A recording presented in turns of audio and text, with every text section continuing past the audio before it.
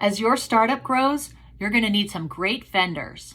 We're talking marketing agencies, app development firms, offshore research firms, fractional CFOs, law firms, M&A bankers, and accountants. Finding great vendors that you can count on is not always easy. I've definitely hired a few that didn't work out, which is painful and expensive, and then you have to start over. Here are a few tips for hiring a vendor that's a good fit. Number 1, always start with your own network.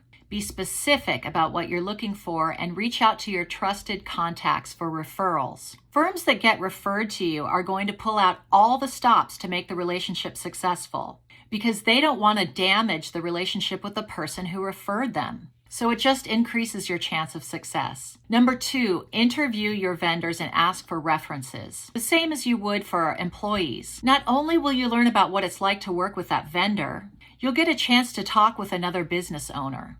And I always learn something from these conversations. Number 3, when you're talking to vendors, make sure you know exactly who they're going to put on your project and interview those people. Insist on it.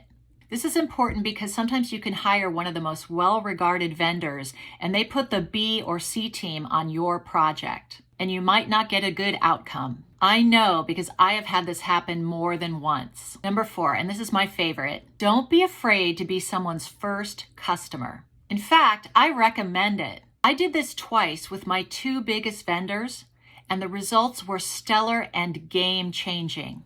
My company was the first customer of both Dual Boot Partners and Information Evolution. When these 2 companies were pitching for our business, we got hours and hours of free advice from the company founders who were superstars in their field. They did this for us because they needed a first customer, and we took advantage of all their brilliant ideas and advice. Also, founders are always going to pull out all the stops to make sure that their first customer has a flawless experience. And they delivered, which helped propel our business forward.